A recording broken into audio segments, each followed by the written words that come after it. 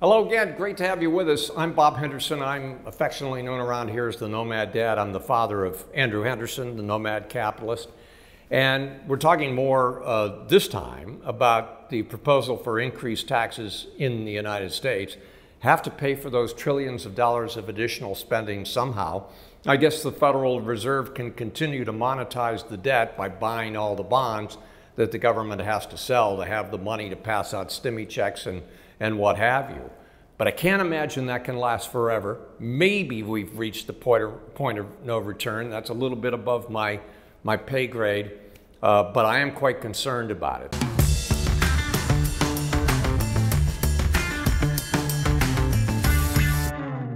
So now, to pay for the next $2 trillion and the $2 trillion after that the new administration is talking about, they're talking about raising taxes. And there's beginning to be some pushback, and I'll tell you why I think that is as we go through this. So one of the places that they want to raise taxes, and I think this is pretty significant and rather unprecedented, quite frankly, they want to raise taxes on estates. Now, the amount of money that the federal government raises from estate taxes is in the very low billions of dollars, a couple handfuls of billions per year is all they raise. There just aren't that many people that pay estate taxes. Currently, you could die with about $11.5 million, and your spouse is allowed to have another $11.5 million. So you're looking at about $23 million, which is the exempt amount. So you probably don't die together. So one spouse dies, there's an $11.5 million exemption. Second spouse dies, add that, you're up to 23, and that first $23 million, under the current law, 2025, you pay zero federal estate tax. They want to lower that significantly, maybe down to $3.5 to $5 million per person. But here's the other part that most people have not thought about yet, and in my view, this is insidious. They want to do away with what's called the step up in basis, and here's how it works. So let's say you bought a stock or you started a business some time ago. It could be many years, it could be a few years. And let's say that you have $100,000 that you invested. And let's say that you've done very well over that period of time and now it's worth $1 million. Well, under the current law, if you die, your heirs get that asset at the stepped up basis, which in our example is $1 million. Under the proposed law, there is no step up, and your heirs would have to pay a capital gains tax on $900,000. The 100 you have in your basis versus the value of $1 million, gain of $900,000. You would have to pay a capital gains tax on that, and they have proposed that the cap gains rates be raised as high as 40%. Now, I doubt we're going to get that high, but maybe 28, 30%, something like that. So let's just use 30%. In that case, you'd pay $270,000 in capital gains. And then depending on the value of your estate, you might have to pay another 45 or 50% in addition. I have seen some examples where the tax could be as high as 80%. This is confiscation. It hurts small businesses. It hurts farmers. Farmers own land. We need them. I mean, we obviously need the food. The world needs the food. Most farmers, their asset is the land. It's illiquid.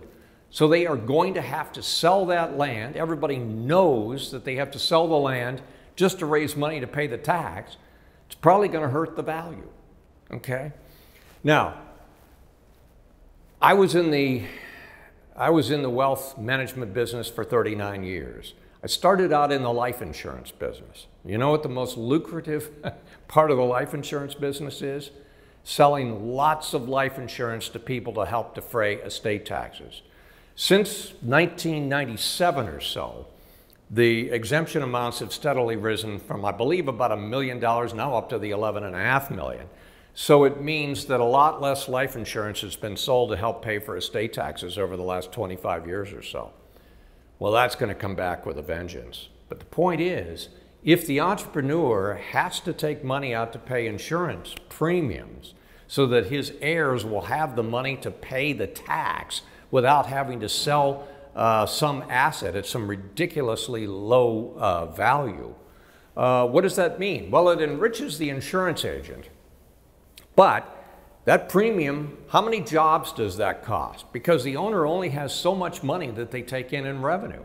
So they might have to lay off one person or not hire a person, or maybe it's 2 or 3, whatever the number is, can't be good for job creation. The other thing is, if I'm an entrepreneur and I'm saying, my goodness, why do I even want to do this? I'm just going to get whacked by the tax man at the end. How many times have I paid tax before they even get to the estate tax levy? I mean, every dime I make, I have to pay income tax on. Then every year there's probably interest on it, or there's this, or there's that I'm paying. That money has been taxed 2, 3, 4 or more times before we even get to the estate tax. So in my view, it's insidious. And this step up in basis, I think, is going to get a lot more discussion, because I think it's going to hurt small business owners and it's going to hurt farmers who are very illiquid. You say, well, yeah, Bob, but come on, this is aimed at the guys who've got 100 million, a billion, 5 billion. Well, you'd be right, except you're not. Until recently, the 2 wealthiest men in America were Warren Buffett and Bill Gates. Now, I know Bill Gates and his wife just split up, so he's probably not even in the top 5 anymore. But you do know that Bill Gates, Melinda Gates, Warren Buffett will not pay a dime in federal estate tax. Why? They set up foundations. Super rich people set up foundations so that they don't have to pay estate tax. They die, the money goes to a foundation, which is for charitable causes, which is wonderful. But what are they saying? And these are liberal Democrats, both of them. They are saying, we or our people can spend the money better than the government. Yeah, you're right. And so you'll never raise that money from Bezos or Buffett or Gates or any of these people, because they're all going to have foundations. So this is hit at the middle class, upper middle class America. And that's going to be the problem with the doing away with the step up in basis. We'll see if it passes, and we'll see how high the rates go. So that's capital gains tax. The other point I wanted to make, as long as we're talking about Bill Gates and Warren Buffett, you're familiar with the FANG stocks, F-A-A-N-G. So F stands for Facebook. One of the A's stands for Amazon. The other stands for Apple. N is Netflix, and G is Google, which is now Alphabet. So these are the five of the most highly capitalized stocks. If you take Microsoft and Apple, their market cap recently was $4 trillion. That's as big as the German economy. Yeah. 2 American stocks have the same market cap as Germany in total. And Germany is the 4th largest economy in the world. If you took all 5 of those FANG stocks, it's about 75% of the combined GDP of the 3rd and 4th biggest countries economically, Japan and Germany. 5. If you go back 30 years, 3 of those FANG companies didn't even exist. If you go back 40 years, 2 of them existed, and 1 of them barely, because Apple went public in 1980. What's my point? My point is, if we would have had high capital gains taxes back then, people do not have to sell to pay the tax. Here's the tax they cannot pay legally just because they don't sell. You have income, you have to pay tax, no choice. But if you've got an asset, you can hang on to it and not pay the tax. Government will usually receive less in revenue when they raise cap gains rates. And if people would have held on to XYZ old economy stocks in the 1980s and the 1990s, how many Facebooks, Microsofts, Apples, Netflix, Googles would we not have had? Now, perhaps we would have had some of those. I'm not saying that all of them wouldn't exist. But the point is, if people hold on to old economy stocks, you have an economy that begins to stagnate. There is no incentive for someone to be creative and aggressive and to come up with new products or new drugs or, think about Microsoft, how it's changed the world. And the same with Apple. Netflix, our viewing habits. And Google, Google it. It's everywhere. And so the point being, capital gains tax at too high a level are insidious. And they do come into the discussion on estate taxes as well. So those are a couple of things I wanted to talk to you about. Why raising capital gains rates too high is probably going to lead to reduced revenue. Some people who think, well, we have to be more fair. Well, maybe we whacked these guys, but we really didn't, because they didn't end up paying the taxes. In the 1990s, we lowered capital gains rates under a Democratic president. And what happened? Well, because of the advent of the internet and all these stocks that were going to the moon, we collected more tax revenue than ever, and we actually balanced the budget for 1 year because we had all this income from capital gains taxes that were almost cut in half in the 1990s.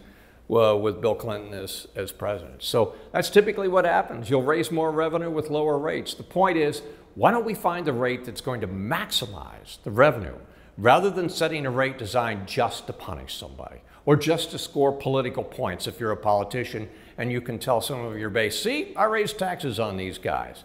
Well, they're not going to think about it. Even 5 years from now when the revenues are way down, they'll just say, well, we need more tax dollars. And that they created the problem in the first place. This is what is such a problem about all of this.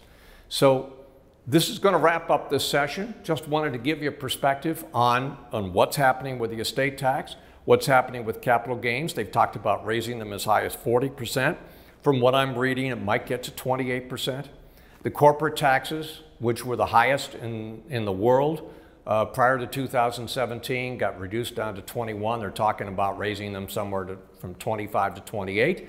Our Treasury Secretary is running around the world trying to say we shouldn't have a race to the bottom and to get all the OECD countries to institute a global minimum tax. I say good luck to that. But the whole point is everybody wants to raise their taxes. No one would, if Secretary Yellen has her way, no one would be able to have a tax below a certain level, which is just going to stifle business.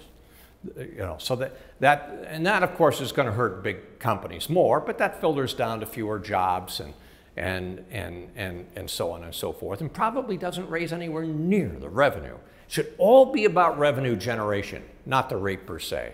Well, it was great to have you with us. I'm Bob Henderson, the Nomad Dad. I'll see you next time. How can Nomad Capitalist help you? 4 ways. Number 1, subscribe to our channel and click the notification bell to make sure you get our new video every day. Number 2, get a copy of Nomad Capitalist, the book. You'll learn a lot of my personal experiences over a dozen years of studying this stuff, as well as exactly some of the strategies that you can use to build your Nomad Capitalist plan. Number 3, if you're not sure where to start, but you want to come and learn from my team and I, you want to come and mingle with like-minded people, learn more about our live conference, Nomad Capitalist Live. It's coming up soon. And number 4, if you want some help right now because you've got a burning issue, you need something solved, you want to lower your taxes, get a second passport, or build the Nomad Capitalist lifestyle of your dreams, go to nomadcapitalist.com and click on Become a Client.